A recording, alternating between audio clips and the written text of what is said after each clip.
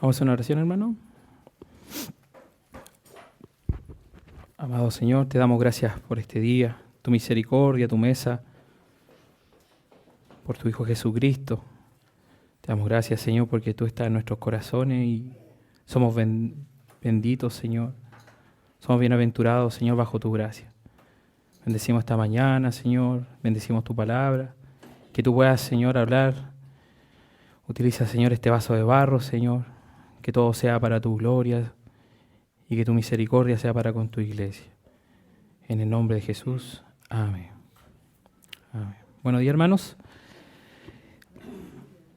Vamos a ir al libro de Segunda de Crónicas, capítulo 33.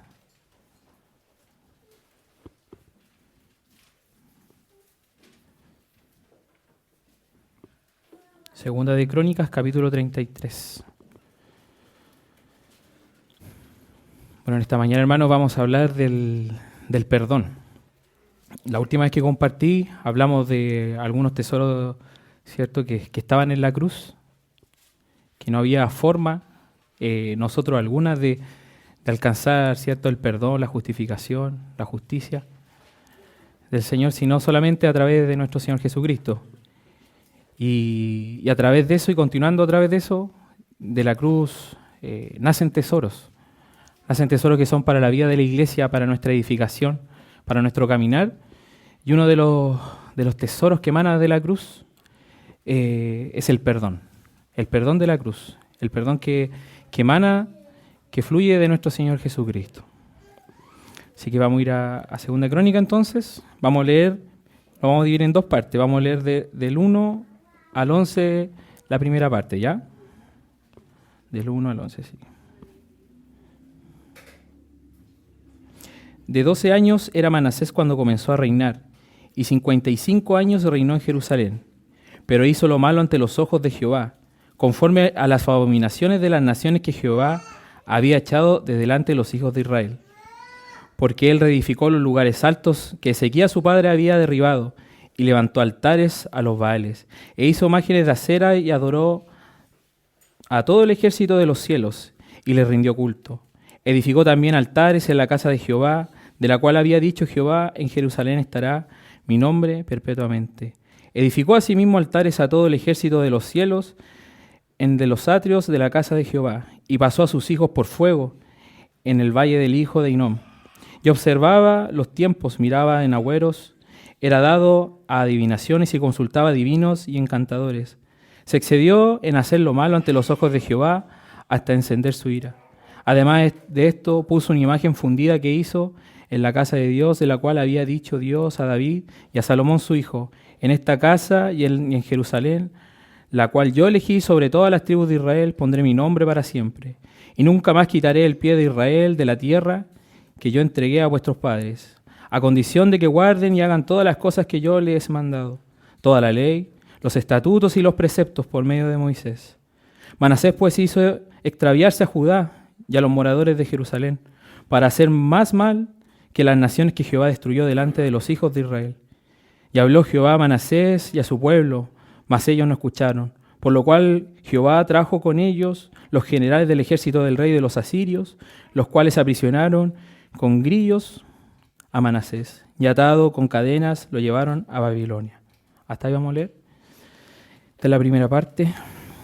Bueno, Manasés, ¿cierto? Como se aprecia ahí, fue uno de los reyes que se levantaron en el tiempo, ¿cierto?, de cuando Dios empezó en su cronología a nombrar rey en Israel. Pero ¿por qué tomo a Manasés en esta mañana, sabiendo que igual habían reyes más perversos? Porque hay un cambio trascendental en la vida de Manasés, pero primero vamos a ver qué estaba haciendo Manasés.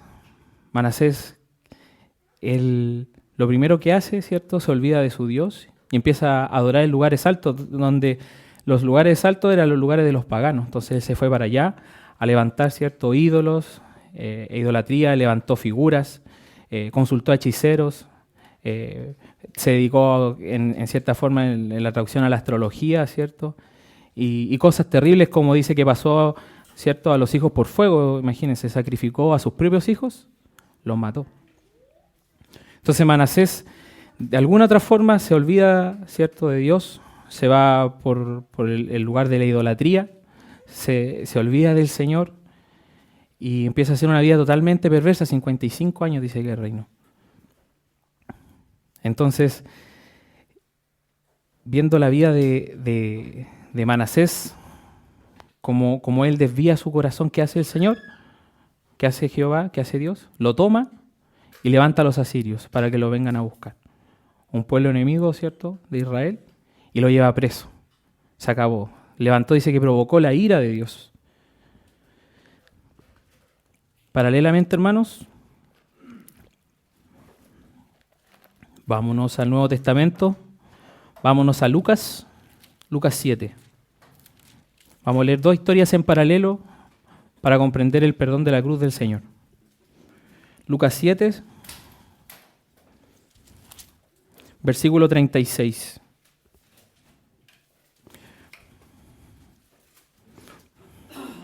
Vamos a leer la historia de la mujer, ¿cierto?, del frasco de alabastro.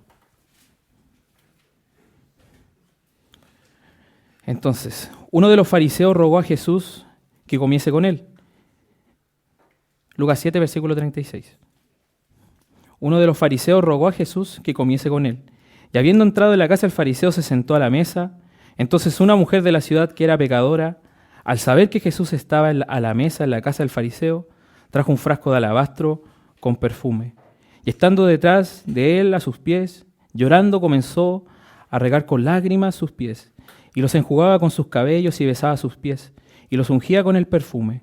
Cuando vio esto el fariseo que le había convidado, dijo para sí: este, si fuera profeta, conocería que quién y qué clase de mujer es la que le toca, que es pecadora. Entonces respondiendo Jesús le dijo: Simón, una cosa tengo que decirte. Y él dijo: di, maestro. Un acreedor tenía 2 deudores, el uno le debía 500 denarios y el otro 50, y no teniendo ellos con qué pagar, perdonó a ambos. Di pues, ¿cuál de ellos le amará más? Respondiendo Simón dijo: pienso que aquel a quien perdonó más. Y él le dijo: rectamente has juzgado. Y vuelto a la mujer dijo Simón: ¿ves a esta mujer? Entré a tu casa y no me diste agua para mis pies, mas ésta ha regado mis pies con lágrimas y con los enjugado con sus cabellos. Me diste beso, mas ésta no me diste beso, mas ésta desde que entré no ha cesado de besar mis pies. No ungiste mi cabeza con aceite, mas ésta ha ungido con perfume mis pies. Por lo cual te digo que sus muchos pecados le son perdonados, porque amó mucho, más que aquel a quien se le perdona poco, poco ama. Y ella le dijo: tus pecados te son perdonados. Y los que están juntamente sentados a la mesa comenzaron a decir entre sí: ¿quién es este que también perdona pecados? Pero él dijo a la mujer: tu fe te ha salvado, ve en paz. Amén. En el contexto vemos, ¿cierto?, a una mujer que entra y Simón, que era uno de la secta de los fariseos, invita al Señor a cenar con él. Y entre tanto se cuela, ¿cierto?, una mujer sigilosamente, me imagino esa escena, hasta encontrar al Señor. ¿Y qué hace? Se derrama delante de él. Llora, lavando sus pies, y lo perfuma con un frasco de alabastro. Y nosotros sabemos, y se nos ha predicado y se nos ha compartido, que un frasco de alabastro, en ese tiempo ese perfume era muy caro. Ella lo entregó todo. ¿Y qué le dice el Señor a Simón, al fariseo? Que por tradición, cuando alguien invitaba a cenar, tenía que lavar sus pies. Y siendo él doctor de la ley, ¿cierto?, conocedor de las Escrituras, saltó ese paso a su invitado. Y esta mujer sí lo hizo. Esta mujer corrió delante del Señor y con sus lágrimas dice que enjugó los pies. Y con sus cabellos, ¿cierto?, los secaba. Es una imagen preciosa, una imagen hermosa donde una mujer pecadora, donde una condición pecadora se acerca ¿a qué? A la santidad, porque se acercó a nuestro Señor Jesucristo. Qué precioso. A donde se junta la santidad y el pecado no puede estar con la santidad, ¿cierto? Pero ahí estaba la santidad, nuestro Señor Jesucristo, 100% hombre y 100% Dios.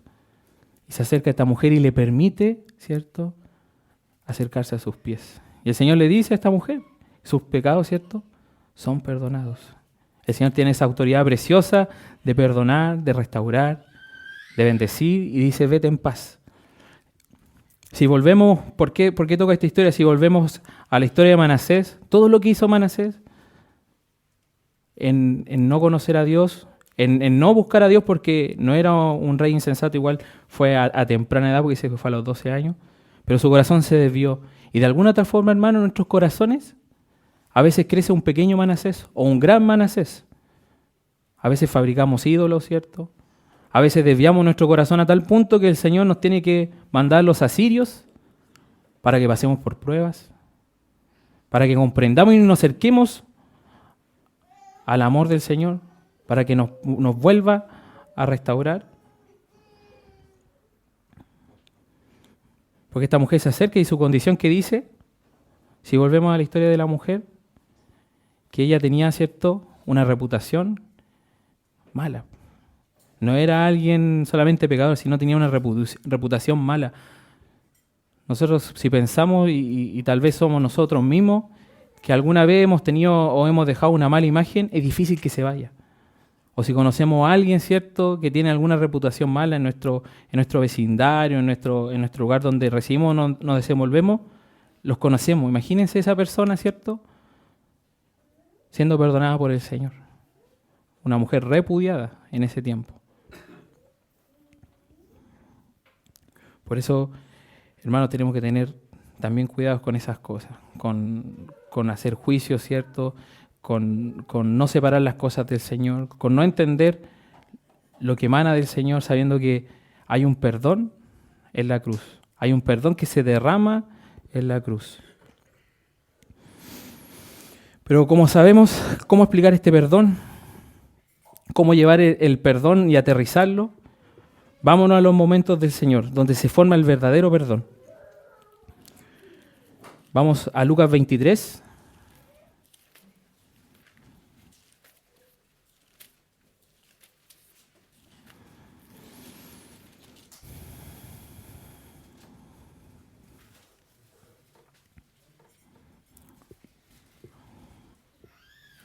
Vamos a leer del versículo 4 hasta el 12. Lucas 23, versículo 4 al 12.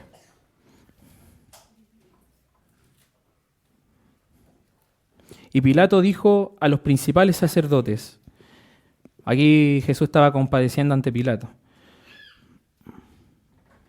y a la gente, ningún delito hay en este hombre, pero ellos porfiaban diciendo, alborota al pueblo enseñando por toda Judea, comenzando desde Galilea hasta aquí. Entonces Pilato, oyendo decir Galilea, preguntó si el hombre era Galileo. Y al saber que era de la jurisdicción de Herodes, lo remitió a Herodes, que en aquellos días también estaba en Jerusalén. Herodes, viendo a Jesús, se alegró mucho, porque hacía tiempo que deseaba verle, porque había oído muchas cosas acerca de él, y esperaba verle hacer alguna señal. Y le hacía muchas preguntas, pero él nada respondió. Y él estaban los principales sacerdotes y los escribas acusándole con gran vehemencia. Entonces Herodes con sus soldados le menospreció y encarneció vistiéndole de una ropa espléndida y volvió a enviarle a Pilato. Y hicieron amigos Pilato y Herodes aquel día porque antes estaban enemistados entre sí. ¿Cuál es la imagen aquí, hermanos? Vemos, ¿cierto?, a Pilato y a Herodes sentenciando a nuestro Señor Jesucristo. Dicen que entre ellos no había amistad, de eso estaban enemistados. Y cuando Jesús se presenta delante de Herodes, él lo quería conocer, quería que le mostrara señales. Imagínense a dos gobernantes de dos naciones distintas, de dos pensamientos distintos, ¿cierto? Viendo la política, la economía, todo lo que a ellos los separaba.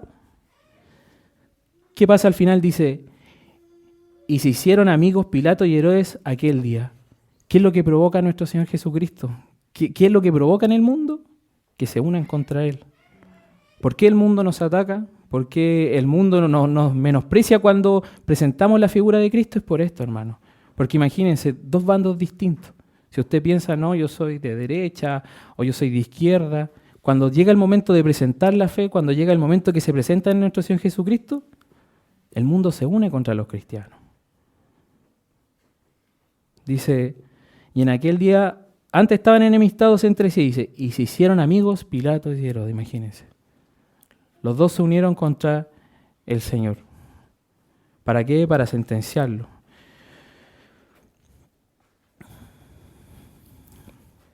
Y aquí el corazón del Señor venía arrastrando, no era para menos, porque venía arrastrando la última cena con sus discípulos, la traición de sus discípulos, venía arrastrando los cuestionamientos de sus discípulos, venía arrastrando todo aquello que compungía el corazón del Señor. En la semana nosotros estamos estudiando los evangelios de Juan y es precioso, hermanos, saber toda la trayectoria de nuestro Señor, pero cuando lleguen estos momentos sublimes donde los nombra a sus discípulos, pero dice más allá, los nombra a sus amigos, y pasando esta escena donde ya Él estaba solo, imagínense el corazón del Señor, imagínense la vida del Señor, imagínense todo lo que estaba pasando el Señor, y Él guarda silencio, porque después, ¿cierto?, lo interrogan, y Él guarda silencio. Vamos a leer del 13 al 18.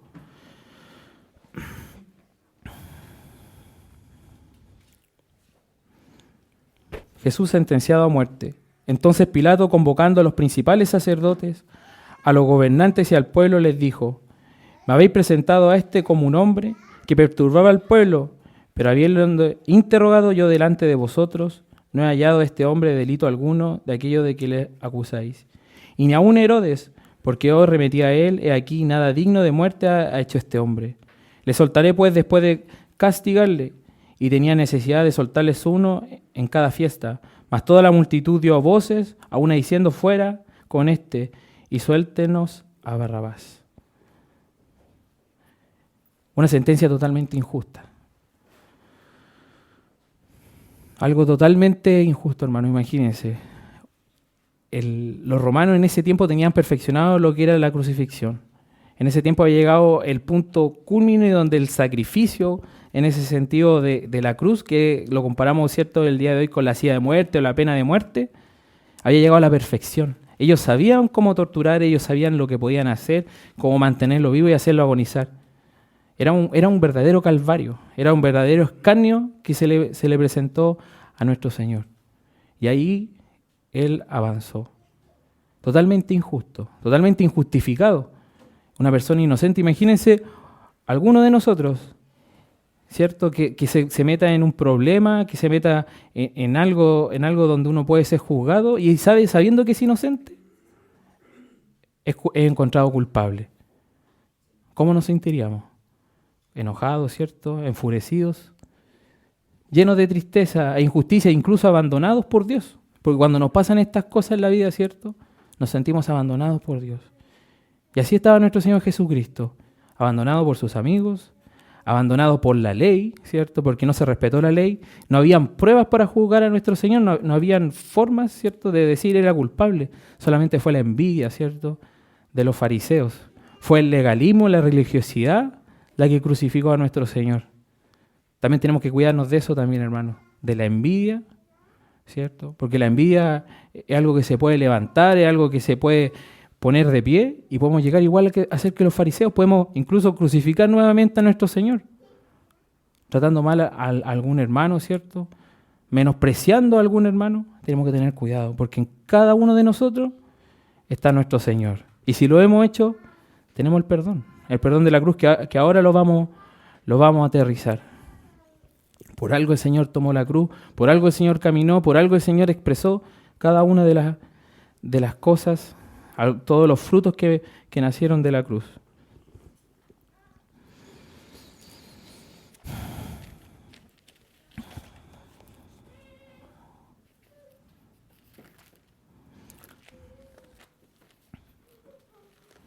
Vamos de nuevo a Segunda de Crónicas.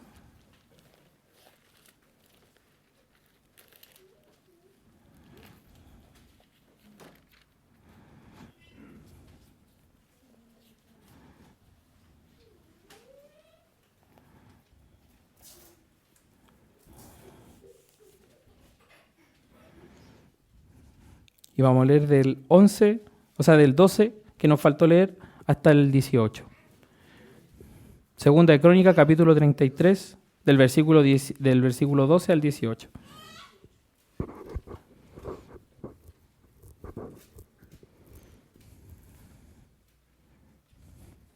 Permiso.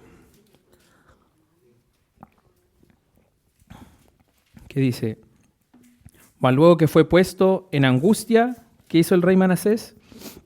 Oró a Jehová su Dios, humillado grandemente en la presencia del Dios de sus padres.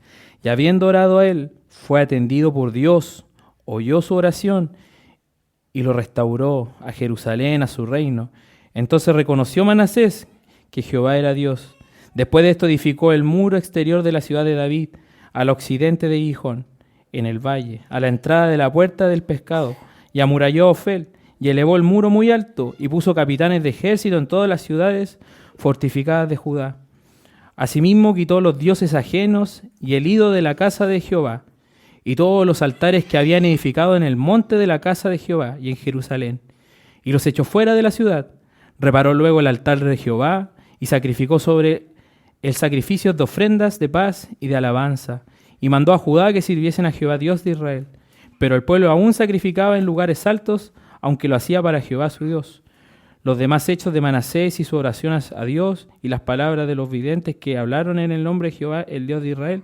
Aquí que todo está escrito en las cartas, ¿cierto?, de los reyes de Israel, que también está la historia de Manasés. Entonces, ¿qué hace Manasés? Manasés se humilla, pide perdón. Y uno puede pensar que Dios no lo perdonaría después de todo lo que hizo. Aterricémoslo. Él mató vida inocente, ¿cierto?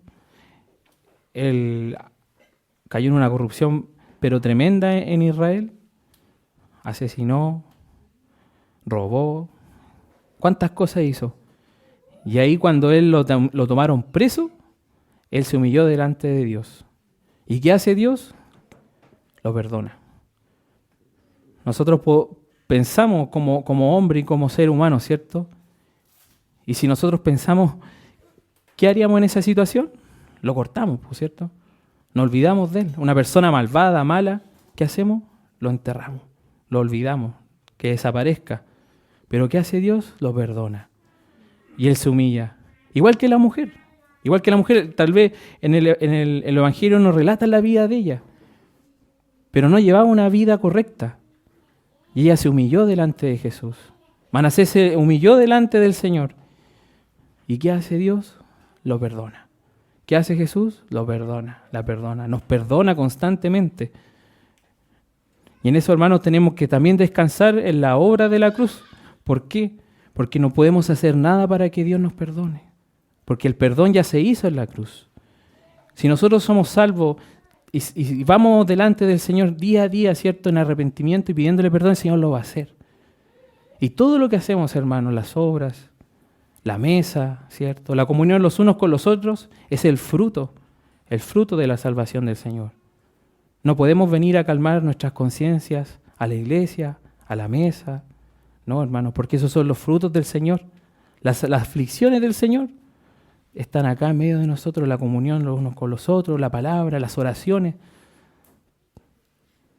Eso es lo que el Señor nos entrega, porque ya nos perdonó.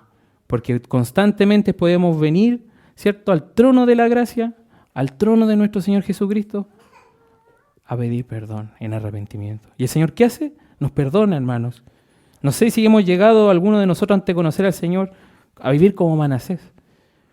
Pero el único que tiene derecho a juzgar y perdonar, ¿cierto?, es el Señor.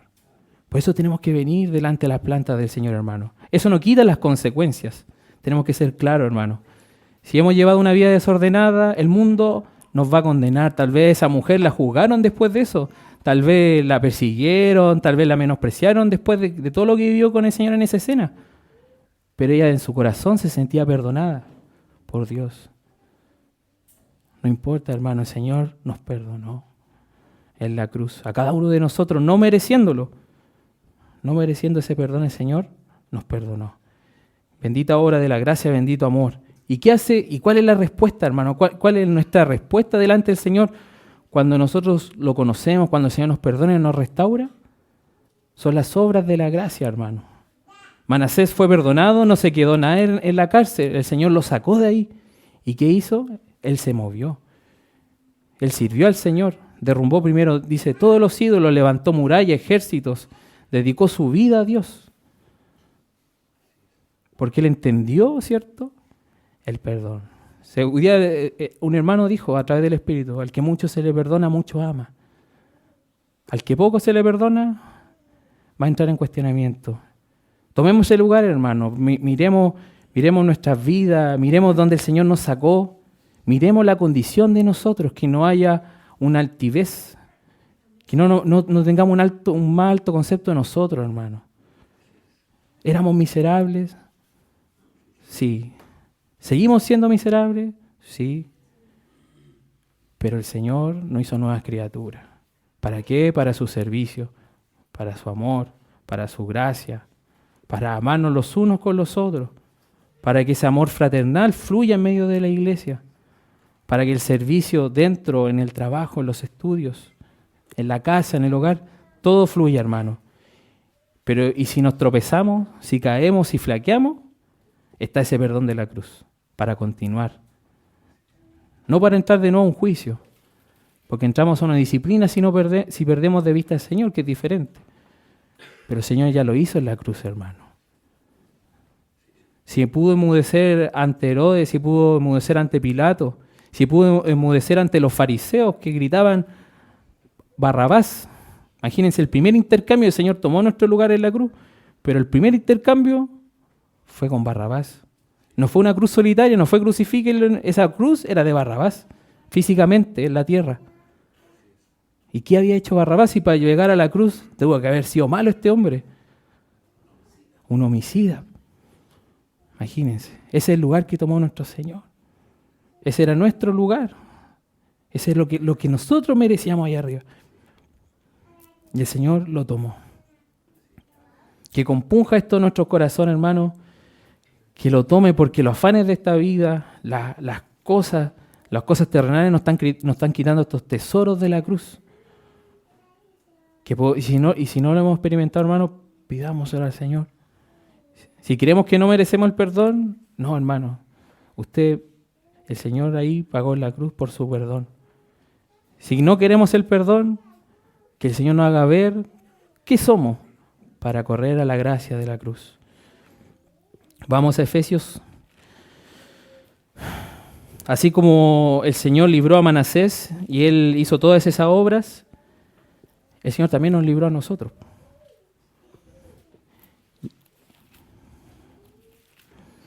Y hay deberes, ¿cierto? Está en Timoteo, ¿cierto? Si uno lee las cartas de Timoteo, si uno lee Filipenses, si uno lee Corintios, hay deberes cristianos. Pero esos deberes, hermanos, sigamos insistiendo, no son para calmar nuestra conciencia, no son para sacar una sonrisa a Dios, no son para justificar nuestros pecados, no, son las consecuencias de la obra de la cruz de Cristo Jesús. Si vamos a Efesios, capítulo 4.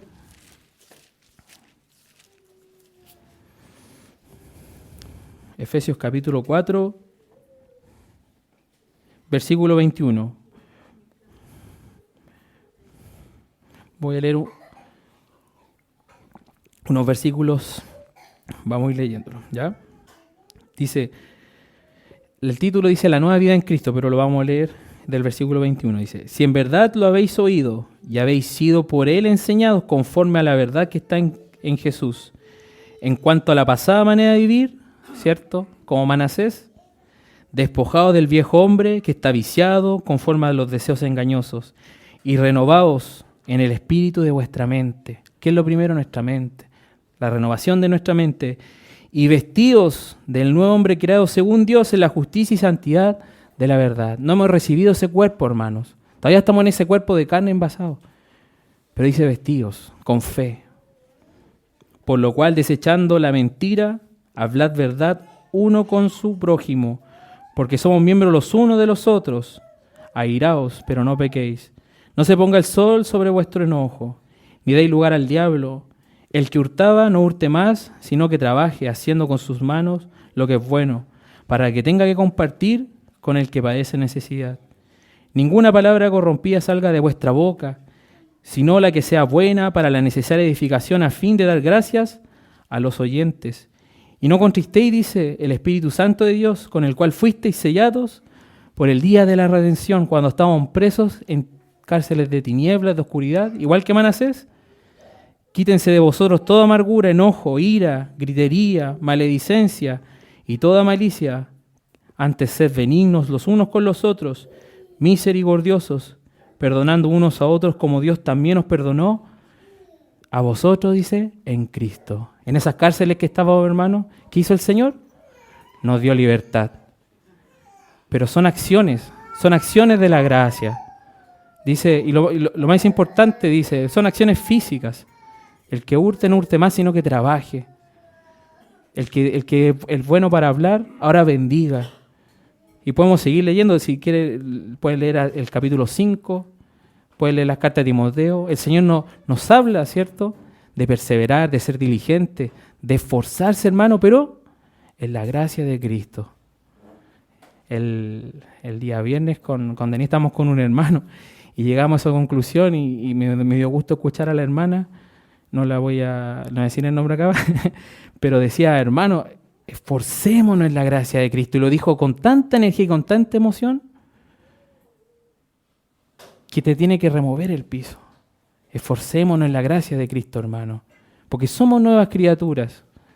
Estamos hechos para buenas obras, constantemente, todos los días, no solamente el día domingo, no solamente esperando que el Señor nos mande.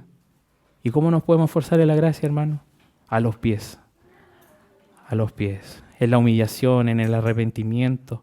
Lloremos delante de la planta de los pies de nuestro Señor. Perfumemos con nuestras vidas, con nuestras oraciones al Señor. Que ese frasco se quiebre y, Señor, esto es para ti.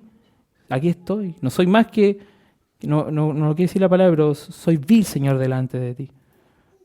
Y el Señor va a trabajar con nosotros, hermano. Y el Señor va a poner a Cristo en nuestros corazones y Él va a crecer enormemente. Y las obras de Cristo van a estar ahí.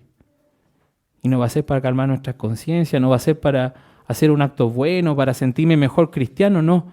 Sino ¿por qué? Porque hay uno que hace 2000 años murió, cayó, enmudeció, fue golpeado, encarnecido por mí. Y de esa cruz brotó un perdón. Porque soy perdonado, porque soy nueva criatura, porque tengo libertad en Cristo, porque ya las prisiones, esos grilletes, no me atan. Cuando el Señor clamó en la cruz, Señor, perdónalo porque no saben lo que hacen. Según los estudiosos en medicina y en teología, el Señor, para poder hablar, tenía que levantarse en esa cruz, tomar otra posición. Y al tomar otra posición para poder hacer eso, venía un dolor tremendo físico al cuerpo. Imagínense los clavos en las manos, en las muñecas, los clavos en los tobillos, el cuerpo todo dolorido, y levantarse para decir eso. Porque la única forma que el Señor no sintiera dolor era callado. Era descansando. Lo tenían bien estudiado los romanos, imagínense. Fueron gritos de dolor. Perdónalo porque no sabes lo que hacen. Gracias al Señor porque hizo ese esfuerzo en la cruz y tomó otra posición de dolor para pedir perdón por nosotros. ¿Y cuál es la buena noticia, hermano? Somos nuevas criaturas. El Señor nos dio una nueva vida para sus obras, para su misericordia, para que tengamos compasión con aquel que todavía no lo conoce, para que demos oportunidad a aquel que está extraviado, uno nunca sabe. Lo único uno piensa, ¿cierto?, en su carne, ojalá que el gobierno desaparezca. Yo no soy de ningún color político, pero todos sabemos cómo están las cosas. Y queremos que este hombre desaparezca, que lo encierren, que lo exterminen y todo. Pero la palabra dice que hay que orar por ellos. Que tengamos buenos gobernantes, ¿para qué? Para vivir en paz y tranquilamente. Está el deber de nosotros, hermano. El poder de Dios. El Evangelio dice que es poder de Dios, ¿cierto? Y ese poder del Señor está vivo, hermanos. El Señor puede cambiar de un día para otro las cosas, pero depende de nosotros. Depende de esa postura que tomemos, hermano. Hemos sido perdonados por nuestro Señor Jesucristo para las obras de su gracia, para ser cristianos, como se dice, en acción, no pasivos. No podemos ser pasivos, hermano. Tenemos que contemplar al Señor, sí, en la oración, ¿cierto? Cuando ayunamos, en la intimidad, constantemente. Pero también somos nuevas criaturas, hermano. Que no se nos olvide, como el Señor perdonó a Manasés, como perdonó a esta mujer, nos perdonó a nosotros. Yo pienso que esta mujer, después de ser perdonada, también llevó el Evangelio. y llevó el Evangelio a esas mujeres que necesitaban la palabra. Así que, hermanos, si el Señor nos perdonó, nos restauró de algún lugar, entreguémosle también eso, porque también nos puede abrir la puerta para esas personas que lo necesitan, para la iglesia, para la comunidad. Y si necesitamos pronto socorro, vamos a los pies del Señor, para que quite todos esos afanes, esas cargas que tenemos en nuestro corazón que nos perturban. Él es poderoso, hermano. Él lo puede hacer de un día a otro. Él puede levantar hombres y sacar hombres. Él puede levantar personas y sacar. Él hace lo que quiere. Así que sea la bendición esta mañana para nuestro Señor. Voy a orar para terminar. Amado Señor, gracias por tu palabra. Gracias, Señor, por el perdón, Señor, que hay en la cruz. Gracias, Señor, por tomar la figura de siervo, Señor, por tomar, Señor, nuestros pecados, Señor, y presentarte delante del Padre para pedir perdón por nosotros, Señor. Gracias, Señor, porque tenemos abogado eternamente, porque cuando estemos delante del Creador en ese juicio, estará nuestro Señor Jesucristo con nosotros. Señor, tú tuviste separado al Padre, pero es tanto tu amor y tu misericordia que sabemos que tú estarás como defensor para con nosotros. En cada momento tú no nos sueltas de tu mano. Tú nos guardas, Señor, en el hueco de tu mano para levantarnos y restaurarnos, Señor. Y si decaemos, Señor, y si estamos afligidos o tristes, Señor, tú levantas, Señor, al espíritu caído. Tú liberas, Señor, a aquellos, Señor, que necesitan de ti. Porque tú eres misericordioso, porque tú eres la fuente eterna, Señor, de agua viva. Y como tú dijiste, el que tenga sed puede venir a ti, Señor, y saciarse, porque tú, Señor, no cierras las puertas a nadie. Para así sea la gloria, Señor, esta mañana, y que tu palabra, Señor, honde profundamente en nuestros corazones. Amén.